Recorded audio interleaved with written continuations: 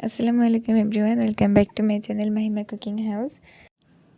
এই ঈদে আমি অনেক ব্যস্ততার কারণে আমি আপনাদেরকে ঈদের আগে কোনো ভিডিও দিতে পারিনি।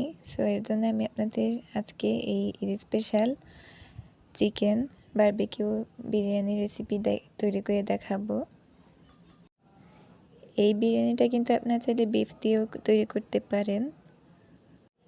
আর এই বিরিয়ানিটা কিন্তু আমি এই ঈদে তৈরি করেছিলাম, কিন্তু আপনাদেরকে দেখাতে পারিনি আমি অনেক বিজি থাকার কারণে। সো এর জন্য আমি আপনাদের আজকে এইটা তৈরি করে দেখাচ্ছি। কেমন লাগলো কিন্তু অবশ্যই কমেন্টে জানাবেন। আর আমি ভিডিওটি শুরু করার আগে আপনারা যারা আমার চ্যানেলে এখনও নতুন আছেন, চ্যানেলটি সাবস্ক্রাইব করেনি, তারা অবশ্যই প্লিজ প্লিজ প্লিজ চ্যানেলটি সাবস্ক্রাইব করে দিবেন। আর ভালো লাগলে একটি লাইক করে দিবেন এবং বেশি বেশি শেয়ার করবেন। আর পুরো ভিডিওটা না টেনে শেষ পর্যন্ত দেখা অনুরোধ রইল। যদি টেনে টেনে দেখেন তাহলে কিন্তু অনেক কিছুই মিস করে যাবে। সো এর জন্য এইটুকুখানে অনুরোধ রইল। সো চলুন এত কথা না বাড়িয়ে আমরা আমাদের মূল রেসিপিতে চলে যাচ্ছি। ফার্স্টে আমি এখানে তেলটা গরম করতে দিয়েছি। এখানে কি আমি পেঁয়াজ বেরেস্তাটা আগে থেকে করে নিয়েছি, এর জন্য তেলটা এমন দেখতে লাগছে। এখন আমি এই তেলে আদা বাটা, রসুন বাটা 2 টেবিল চামচ পরিমাণ দিয়ে দিলাম। লবণ দিয়ে দিলাম স্বাদ মতো।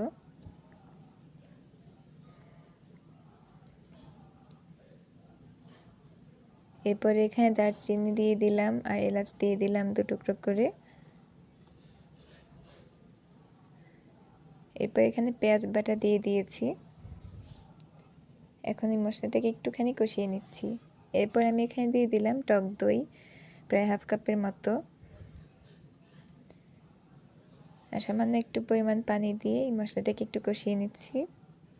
এখন এখানে আমি শুকনো মশলাগুলো অ্যাড করব একে একে। এখানে আমি অ্যাড করলাম লাল মরিচের গুঁড়ো, ভাজা জিরা গুঁড়ো, আর এখানে অ্যাড করলাম বারবিকিউ সস, আর ধনিয়া গুঁড়ো আর গরম মশলা গুঁড়ো অ্যাড করলাম। পুরো মশলাটা ভালোভাবে একসাথে কষিয়ে নেওয়া হয়ে গিয়েছে আমার, দেখতেই পাচ্ছেন।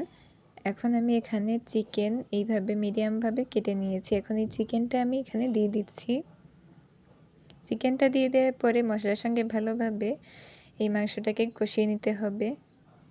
আর এই পর্যায়ে আমি এখানে কয়েকটা কাঁচামরিচ দিয়ে দিয়েছি মাঝখান থেকে চিড়ে,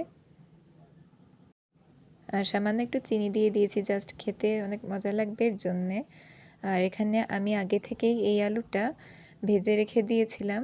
এই আলুটা আমি এখন